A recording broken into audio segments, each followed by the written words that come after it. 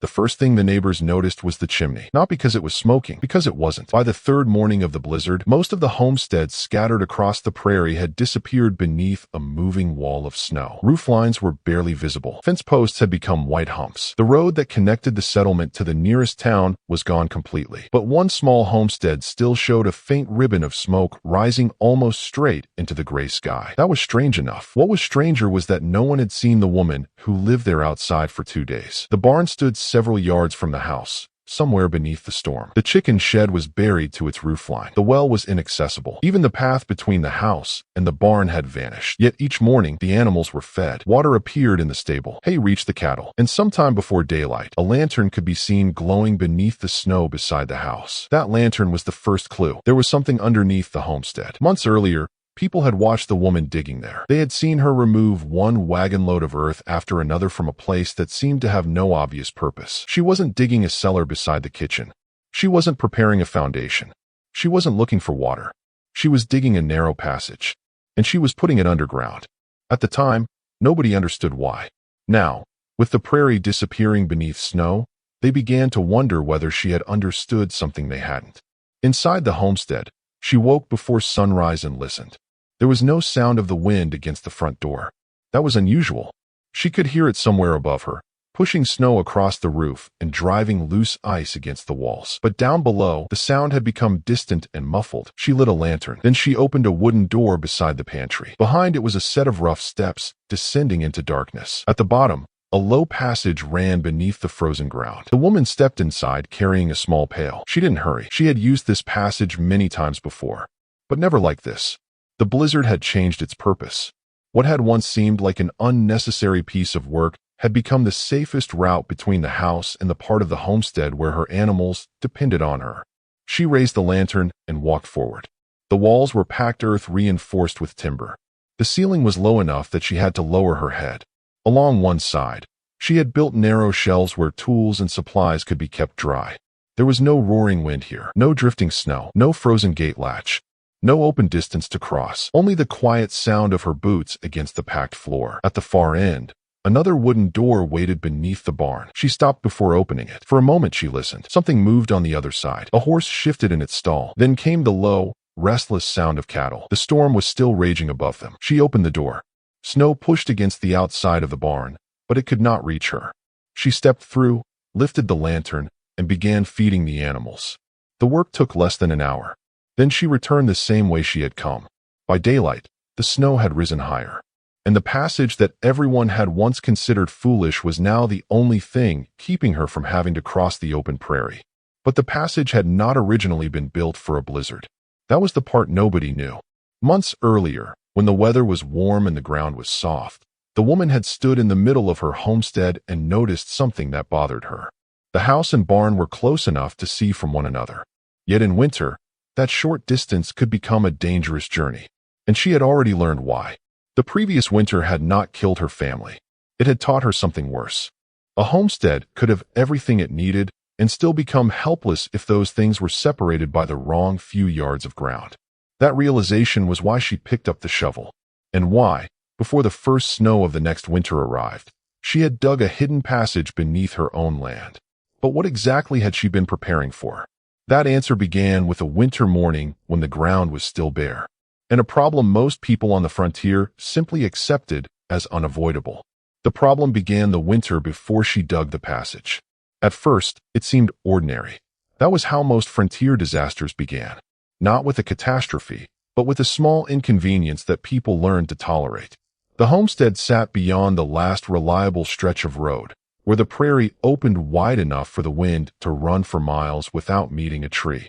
The house stood on a slight rise. A short distance away were the barn, the well, the woodpile, and the small livestock pens. In summer, the arrangement made perfect sense. The buildings were close together. A person could walk from one to another in less than a minute. Winter changed the distance. Snow did not fall evenly across open ground. Wind moved it, piling it against one wall, while stripping another patch of earth nearly bare. A path cleared in the morning could disappear by evening. A gate that opened easily in October could become sealed beneath ice in January. The woman learned this gradually. She learned it while carrying water. She learned it while bringing feed to the animals. And she learned it most clearly one morning when the weather changed faster than anyone expected. The sky had been clear when she went to the barn. By the time she came back, the wind had risen. Snow began moving across the ground in thin streams, almost too light to notice. She stopped halfway between the buildings. The house was still visible. So was the barn. But the distance between them suddenly felt different. She turned toward the barn. Then she looked back at the house. There was nothing remarkable about those few dozen yards. That was precisely the problem. A person could cross them easily under ordinary conditions. Under the wrong conditions, those same yards could become the most dangerous place on the property. She finished her work and returned inside. That evening, she began changing the way she thought about the homestead. The question was no longer simply how to keep the house warm. It was how to keep the entire working system of the homestead functioning when winter made the outside world unreliable. That distinction mattered. A family could have food stored in the house and still lose livestock. They could have animals and still be unable to reach them. They could have a full woodpile and still struggle if snow blocked the path to it. The individual pieces of the homestead were useful only if they remained connected. For years, frontier families had accepted this as part of winter. You went outside. You crossed the yard. You did the work. You came back. The woman began wondering whether that was really necessary. She had no expensive equipment, no trained architect, no reason to believe that anyone in the nearest settlement would understand what she was considering. What she did have was the ground beneath her feet. And the ground had one advantage the open prairie did not. It did not care what the wind was doing. She began experimenting. The first hole she dug was small. It wasn't intended to become the passage. She wanted to know what happened to the soil a few feet below the surface. She noticed something immediately. The air down there felt different. Not warm in the way a heated room was warm. Something quieter, more constant. The violent changes happening above the ground seemed strangely distant below it. She returned to the hole several times over the following weeks. She watched how moisture collected. She watched where the soil remained firm. She learned which layers collapsed easily and which held their shape. She discovered where water moved after rain. Most importantly, she realized that digging a passage was not simply a matter of removing dirt. The ground had to be treated as part of the structure. That meant drainage. It meant support. It meant ventilation. It meant keeping water from finding its way into the passage during spring thaw. The idea was becoming more complicated, but it was also becoming more practical. She wasn't trying to build an underground room. She didn't need one. She needed a protected route. Something narrow, something low, something that could connect the places she needed most during the worst weather. The first person to question the project was a neighboring farmer who happened to see the excavation. He stood at the edge of the trench and looked down. "You building another cellar?" She shook her head. "Then what is it?" She didn't answer immediately. The truth was that she wasn't completely certain herself. She knew what she wanted. She had not yet proved that she could build it safely. That uncertainty became important. Because the passage was not the result of some perfect plan drawn on paper. It evolved. She changed its depth, changed the supports, changed the way water would drain away. And at one point, she stopped digging altogether. The ground had become unstable. For several days, she left the excavation untouched. That was the first real failure, and it forced her to reconsider the entire design. If the passage collapsed, it would not merely waste her labor. It could trap someone inside. So she changed the support system. Heavy timbers were fitted across the passage at intervals. The walls were shaped so that loose earth would not simply fall inward. A shallow drainage channel was cut along the floor. None of these things looked impressive from above. That was partly why nobody understood what she was doing. The homestead simply looked as though someone had started digging a trench and refused to explain why. By late summer, however, the shape had become unmistakable. There was now a concealed route beneath the property, and it had another feature that mattered more than its appearance. It did not depend on a fire. It did not depend on machinery. It did not depend on a clear road. It depended on something the homestead already possessed in abundance: earth. But there was still one problem.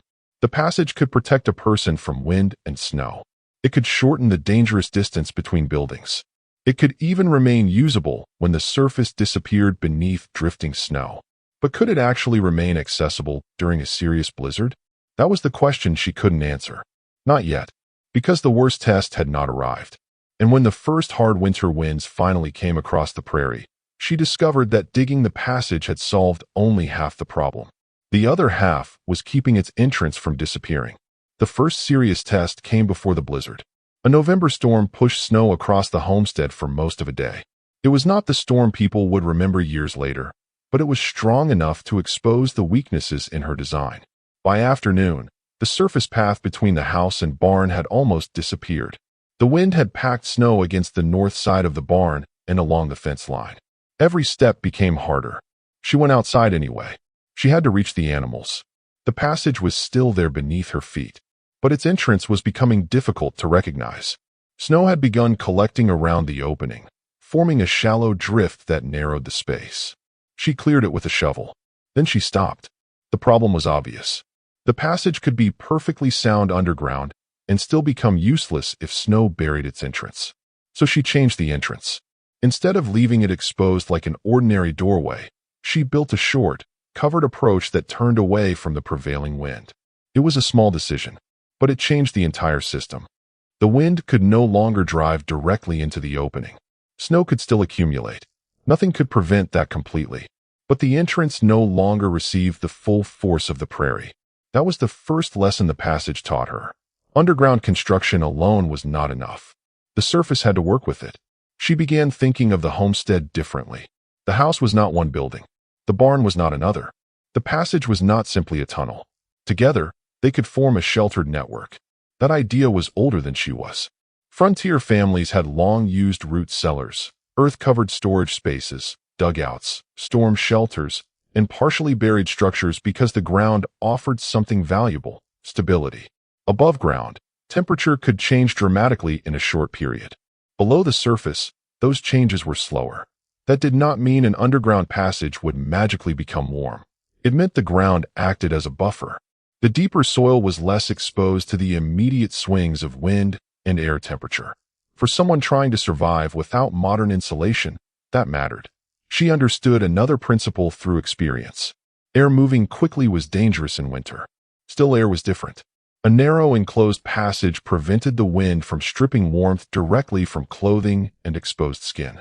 It also meant that a person carrying water, hay, tools, or food no longer had to cross an open yard every time a chore demanded it. That was the real purpose of the passage. It did not make winter disappear. It changed how often the family had to confront it. By December, she had adapted the route for the work that mattered most. One section connected toward the barn. Another gave access to a storage area. The floor was kept slightly sloped so meltwater would not remain trapped. The supports were inspected repeatedly, and near the entrances, she kept tools ready for clearing snow. The passage had become less like a secret tunnel and more like a piece of practical infrastructure. But almost nobody else saw it that way. To the neighbors, it remained strange. There was no obvious reason to dig beneath a perfectly ordinary homestead. A covered walkway could be understood. A barn could be understood. A cellar could be understood. A hidden route connecting parts of a farm was harder to explain. And because it was hidden, people couldn't easily judge whether it worked. Then came the question that concerned her most. What happened if the surface entrances became blocked while she was inside? She had already thought about collapse. She had thought about water. She had thought about snow. Now she thought about something more basic: air. A completely sealed underground passage could become uncomfortable and unsafe. So she allowed controlled ventilation. The openings were positioned so that air could move without creating a direct channel for the winter wind. It was a compromise. Too much opening defeated the purpose. Too little created another problem. The solution was not complicated technology. It was observation. She had learned to watch the behavior of the air, just as she had watched water move through the soil. And that was perhaps the most important frontier skill in the entire project: knowing when not to fight nature. If water wanted to move downhill, give it a path. If wind wanted to cross an open field, get below it. If cold air moved through an opening, change the opening. The landscape itself was providing clues. She only had to pay attention. Still, there was one thing she could not control: the weather. As winter deepened, the forecasts became less useful. Storms on the frontier could change direction quickly. A morning that looked manageable could become dangerous by afternoon. The homestead was far enough from town that waiting for help was never a dependable plan. If something went wrong, the family had to solve it themselves. That knowledge changed the way she prepared. Wood was stacked where it could be reached without crossing the most exposed part of the yard. Feed was positioned closer to the protected route. Water containers were kept where they could be moved quickly. Tools were stored inside the passage rather than left outside beneath snow. The tunnel had become a form of insurance, not against winter itself, against the loss of movement. And movement was everything. A homestead could survive cold. It could survive snow. It could even survive isolation for a time. What it struggled to survive was being unable to reach the things that kept it alive. Then, near the end of winter, the sky changed. The first signs were easy to dismiss. The temperature dropped sharply. The wind shifted. Clouds gathered low over the western horizon. By evening, snow was beginning to move across the fields. The family had seen storms before, so had every farmer around them. But this one had a different character. The wind did not rise and fall. It settled in. By nightfall, the surface path to the barn was already disappearing. She stood at the house entrance and looked across the yard. The barn was barely visible through the blowing snow. For the first time, the passage was no longer an experiment. It was about to become necessary. She closed the door. Then she turned toward the concealed entrance beneath the homestead. The storm had arrived, and somewhere beneath the snow, the route she had spent months digging was waiting to prove whether all that work had been worth it. By midnight, the homestead had nearly disappeared. Snow pressed against the walls in uneven banks. The fence posts were little more than dark tips above the white surface, and the road that connected the property to the nearest settlement was gone altogether. Inside the house, the family listened to the wind. It was not simply loud. It was constant. The kind of wind that made the walls creak and drove fine snow through the smallest gaps around a door or window. The woman checked the fire, then checked the water. The animals were the immediate concern. Without enough water, they could not last. Without feed, they would weaken. And if the barn roof failed beneath the accumulating snow, the consequences would be far worse. Ordinarily, reaching the barn meant opening the back door and crossing the yard. That night, there was no yard anymore. There was only snow. She opened the concealed entrance to the passage. A pocket of cold air met her, but it was nothing like the wind outside. There was no roar, no snow striking her face, no exposed ground beneath her boots, just the dull sound of her own movement through the narrow underground route. She carried a lantern.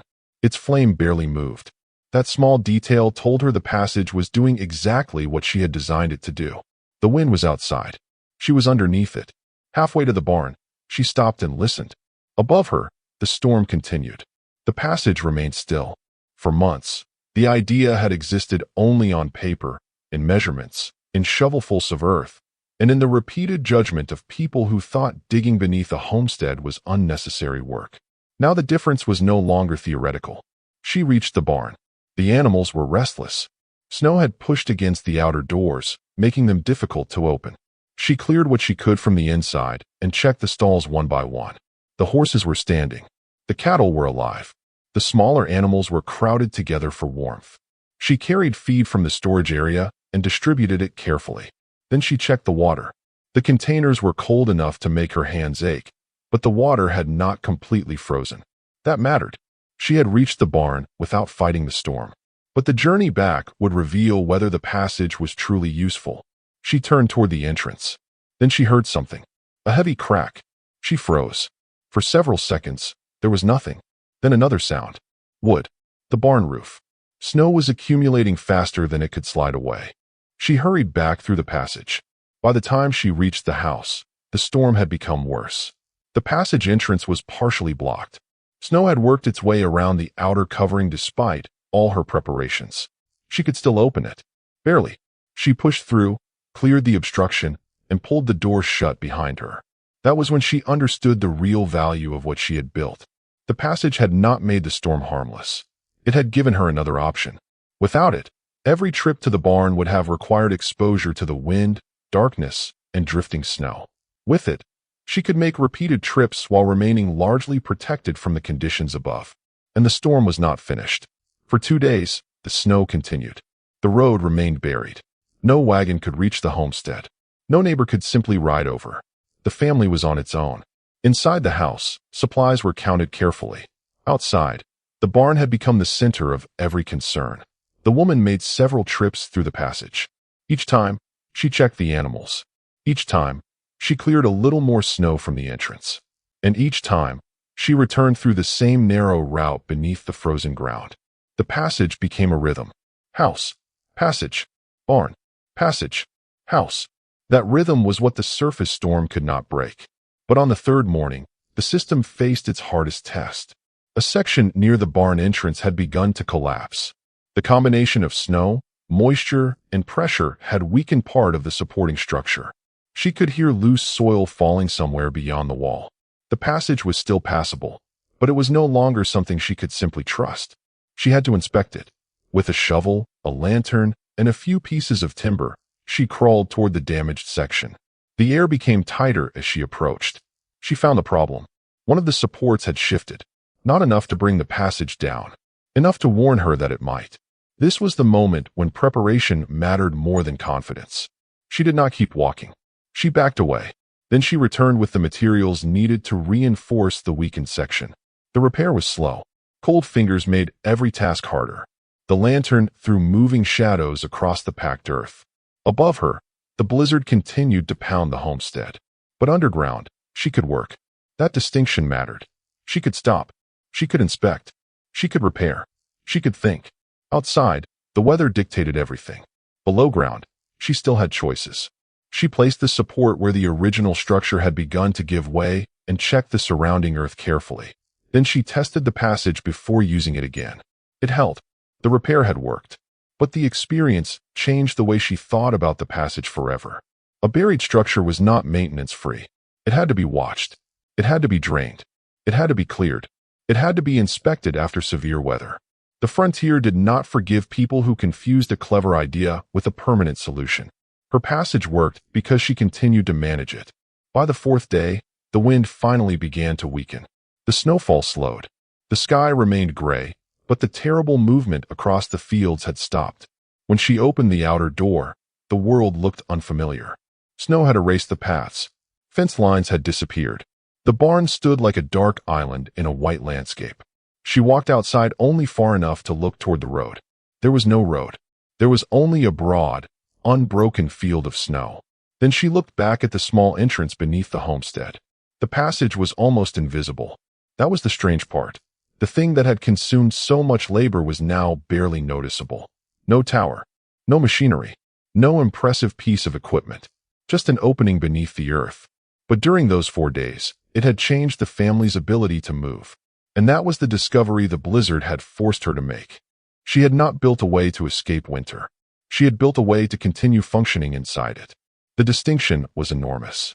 Because frontier survival was rarely about defeating the environment. It was about reducing the number of ways the environment could defeat you. And beneath that homestead, she had found one of the simplest ways to do it. Get below the storm. Stay connected. Keep moving. The blizzard eventually passed. But the lesson it left behind would remain long after the snow disappeared. The hidden passage had begun as an unusual idea. Now it had become essential. When the storm finally broke, the homestead looked smaller than it had before. Snow covered the fences, the fields, the garden, and nearly every path the family had used during the warmer months. The world above the ground had been reduced to a few recognizable shapes. The house, the barn, the chimney, and the faint outline of the hidden passage beneath the snow. For several days, the family had depended on it. Not because it had made the winter comfortable, because it had made movement possible. That distinction was the answer to the question that had followed the passage from the beginning. Why dig beneath a homestead? The answer was not escape. It was access. The passage allowed the family to reach the barn, storage areas, and essential supplies without repeatedly crossing an exposed yard during the worst weather. And the deeper lesson was even more practical. The passage worked because several simple ideas were being used together. First, the earth provided protection from the direct force of wind. Second, the enclosed space reduced exposure to blowing snow and bitter air. Third, careful drainage prevented the underground route from becoming a trap for meltwater. And finally, the connection between the important buildings reduced the number of unnecessary trips outside. None of those ideas required modern machinery. None required an advanced heating system. They required labor, observation, and an understanding of the land. That was the part people had initially missed. They had looked at the passage and seen wasted effort. She had looked at the same ground and seen a problem that could be redesigned. The blizzard had not proved that she was fearless. It had proved that fear could be useful when it forced someone to prepare properly. A person who understood how dangerous a winter crossing could become did not necessarily need to become tougher. Sometimes the smarter answer was to eliminate the crossing. That principle had value far beyond one homestead. Frontier families constantly faced the same basic challenge: how to turn limited materials into greater safety. A cellar became cold storage. A root pit became food insurance. A windbreak became protection for livestock. A covered work area became a way to keep chores moving during bad weather. The frontier was filled with structures that looked simple because simplicity was often the point. There were no hardware stores waiting beside every settlement. No contractor could arrive after a storm. No electric heater could be switched on when the temperature suddenly collapsed. A mistake in design could cost days of labor, or, in the worst circumstances, lives. That was why practical knowledge mattered so much. And the hidden passage represented that kind of knowledge perfectly. It was not impressive from a distance. There was nothing monumental about it. Most of it was underground. But when the surface became dangerous, the thing nobody could see became the most valuable part of the homestead. After the storm, she inspected it carefully. She cleared the entrances, checked the supports, examined the drainage, looked for cracks where water might enter. The work continued even after the danger had passed. That mattered. Frontier ingenuity was rarely about building something once and forgetting it. Useful systems had to be maintained. A roof needed repair. A well needed cleaning. A stove needed tending. A cellar needed ventilation. A passage needed inspection. Survival depended as much on maintenance as invention. And that may have been the most important lesson the winter left behind. The passage had not saved the homestead by itself. The woman had. She had observed a weakness. She had imagined another way. She had built it with what she had. She had tested it before she needed it. And when the blizzard arrived, she already knew where to go. That is why the story matters. Not because every frontier family should have dug a hidden passage. They shouldn't have. The right design depended on the land, the buildings, the soil, the water, and the climate. The lesson was broader. When people lived far from modern infrastructure, survival often depended on changing the environment around a problem rather than trying to overpower the problem itself. You could not stop the blizzard, but you could avoid standing in it. You could not make the prairie wind disappear, but you could build below its path. You could not control winter, but you could design the homestead so winter had fewer opportunities to disrupt it. And that is what the hidden passage had really accomplished. It had turned distance into shelter. The same distance that once separated the house from the barn had become a protected connection between them. Years later, the passage might have looked ordinary. Perhaps grass covered its roof again. Perhaps snow concealed it completely each winter. Someone unfamiliar with the property might have walked across the ground without realizing that a carefully constructed route lay beneath their feet. But that was fitting. The best frontier solutions were often the ones that disappeared into the landscape. They did not announce themselves. They simply worked. And when the next storm arrived, the family would not need to wonder what to do. They already knew. The entrance would be cleared. The lantern would be lit. The door would open. And beneath the frozen homestead, they would move safely from one essential part of their world to another. The blizzard had answered the mystery. The passage was never built because she expected winter to be easy. It was built because she understood that one day, winter might make the ordinary route impossible. And when that day came, the strange idea beneath her homestead became the most practical thing she had ever built. That is the forgotten lesson of frontier engineering. People did not survive simply because they were stronger than the land. They survived because they learned to read it, and sometimes, when the conditions demanded it, to build around its worst intentions.